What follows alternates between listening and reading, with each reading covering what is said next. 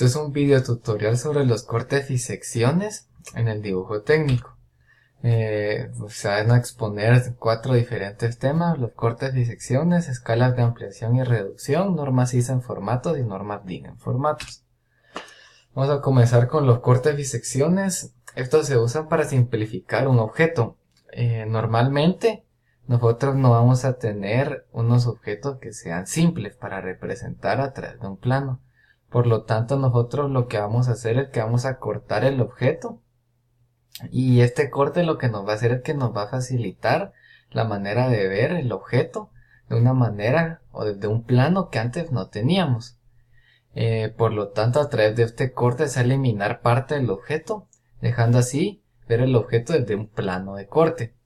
Una sección es la intersección del plano de corte con el objeto, y esta se va a representar a través de un segmento. El segmento puede ser AA, BB, CC, AB, etc. Y tenemos un ejemplo rápido en el cual, si ustedes notan aquí, tenemos un isométrico en el cual se están efectuando dos líneas de corte, que está la AA y la BB.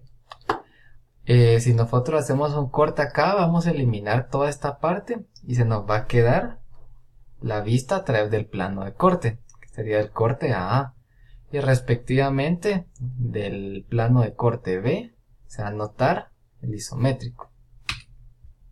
Las líneas de ruptura tratan de ejemplificar o simplificar un objeto. Estas se aplican cuando nosotros tenemos uno que es continuo y uniforme. Por ejemplo, si nosotros tenemos una columna, las columnas normalmente son uniformes, es decir, no cambia su estructura, y son continuas. Para tratar de simplificarlas, ya que estas son de un tamaño bastante grande, lo que nosotros vamos a hacer es que las vamos a cortar, vamos a efectuar un corte, y esto lo que va a dar a entender es que el objeto continúa. No obstante, no se va a representar dentro del plano todo el objeto. Solo la línea de ruptura nos va a ejemplificar que efectivamente se hizo un corte y que no es necesario entonces tener todo el objeto. Se puede realizar a través de diferentes tipos de plano. ¿A qué se refiere con esto? Que las líneas de ruptura o los cortes no se limitan a un tipo de plano. Por ejemplo, en el ejemplo anterior, nosotros teníamos dos tipos de cortes que estaban hechos desde diferentes puntos de vista. Aquí tenemos unos ejemplos de las líneas de ruptura. Es importante destacar que dependiendo del material también se pueden hacer así las líneas de ruptura. Por ejemplo, en este patrón que zigzag está significando que uno está cortando la madera. Este es un objeto cilíndrico y este es uno cónico. Para ejemplificar un corte, nosotros dentro de un plano o ejemplificar el plano de corte, nosotros vamos a hacer un rayado. Este rayado se le conoce como achurado, los cuales son líneas paralelas de 45 grados con respecto a un eje de simetría, un contorno principal. La distancia entre estas va a ser normalmente 0.7 milímetros a 3 milímetros. Los cortes parciales deberán de separarse con una línea fija que no coincida con ningún eje o arista. De igual manera, los diferentes rayados deben de mantener la inclinación y separación en planos paralelos. Es decir, si nosotros tenemos un plano, nuestro achurado tiene que ser uniforme. No podemos tener una línea que esté separada con una 0.7 milímetros y que después la siguiente separación sea 2.5 milímetros. Eso estaría mal. También tenemos que cuando se presentan planos conjuntos en los cuales están haciendo diferentes tipos de cortes, van a modificar el achurado para que entonces no se nos confunda la imagen. Es preferible evitar acotar en el achurado.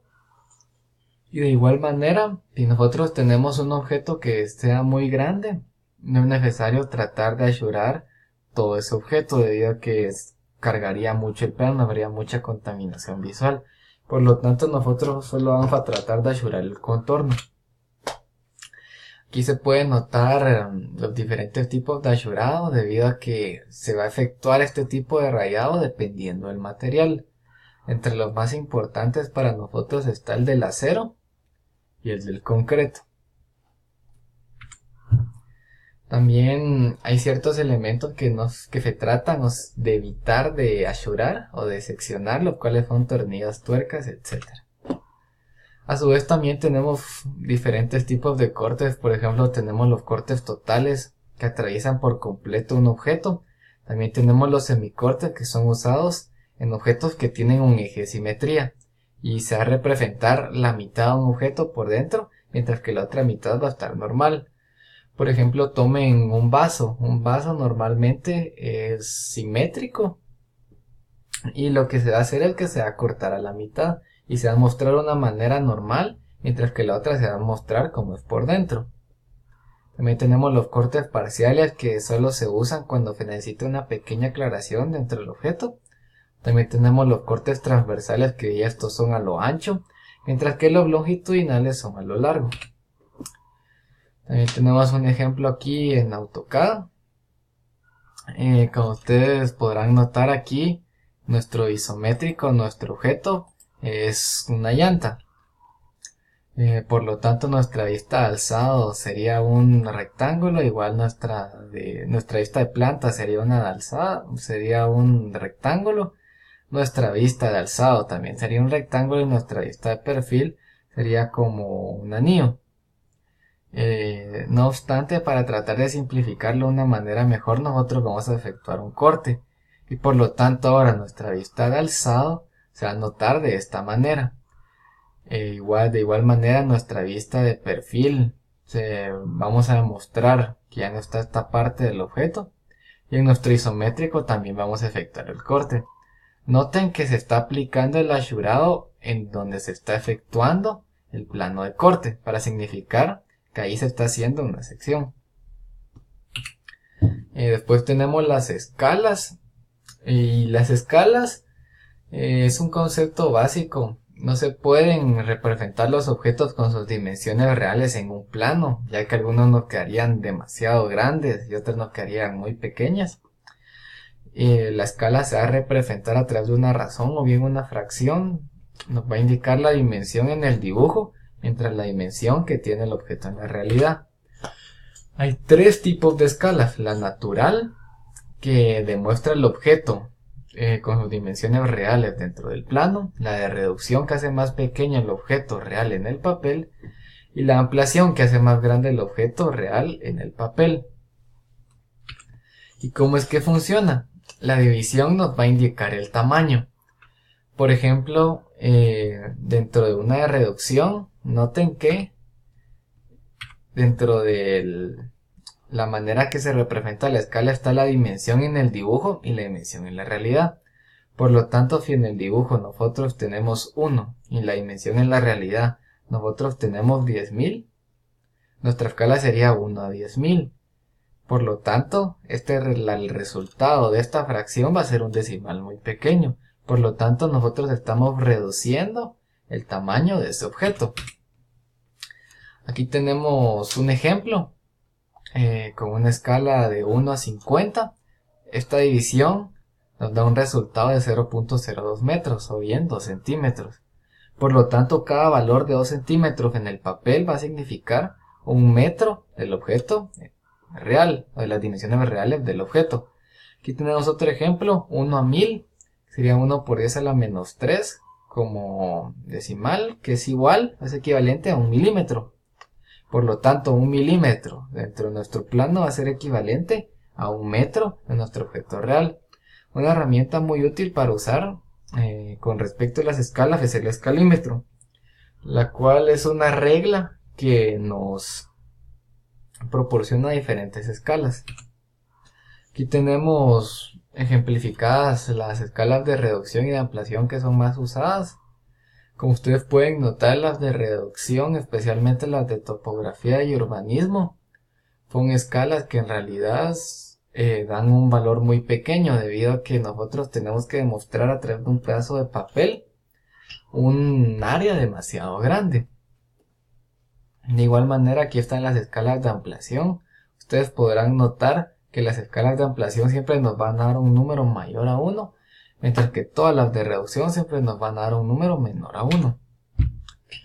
Por último tenemos las normas ISO y DIN. Vamos a comenzar por las ISO. Las normas ISO son normas estandarizadas para un mejor entendimiento que faciliten una comercialización internacional. Prácticamente son estándares. Por ejemplo, si nosotros queremos globalizar un producto que es nuestro, nosotros no sabemos cómo comercializarlo, nosotros podemos ir a las normas ISO y estas nos van a dar estándares de lo necesario para poder comercializarlo a un nivel internacional. De igual manera también da pautas de cómo hacer cosas a un nivel global.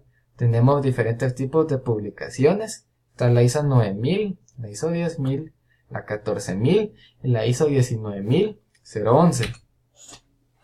Con respecto al dibujo técnico, nosotros tenemos varias normas. Por ejemplo, está la 216 que nos da un sistema estándar del tamaño de hojas. La 128 que especifica la representación gráfica de todos los dibujos técnicos para un mejor entendimiento. La 5455 que se refiere a escalas. La 457 que se refiere a un tamaño de hojas. La 129 que se refiere al sistema de cotación. La 888 que nos da la longitud de tornillos, clavos y pernos. La 16792 que nos da requerimientos para la preparación, revisión y presentación de datos. La 9001 que nos presenta sistemas de gestión de calidad y la 7200 que regula la presentación, cantidad y contenido de información de los planos. Nosotros aquí tenemos un tipo de normas ISO en formatos de papel.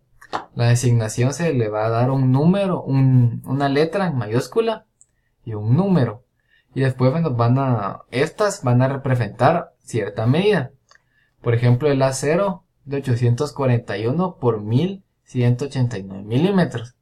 El área de esto total será 1 metro cuadrado. Ustedes pueden notar que para hacer el objeto, el plano más pequeño, el A1, lo que se hace es que se divide la longitud mayor dentro de 2 y se copia la menor. Y este proceso se va repitiendo.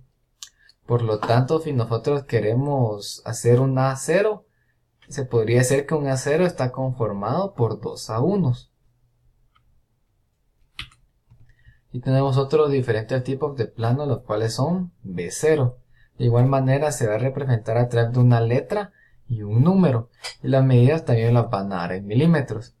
Un dato interesante de los formatos A y los formatos B es que un formato B va a tener como intermediario a 1A. Es decir que entre el formato B0 y B1 va a estar el formato A0. Y entre el A0 y el A1 va a estar el B1. Y este patrón se va a repetir.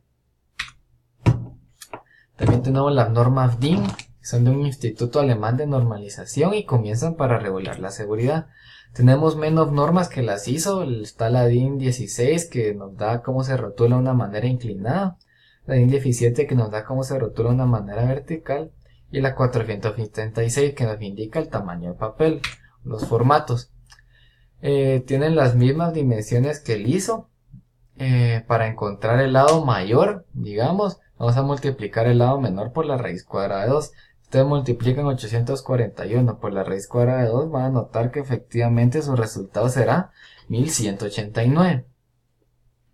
No obstante, hay algunos planos que no están definidos dentro del ISO, por ejemplo el 4A0.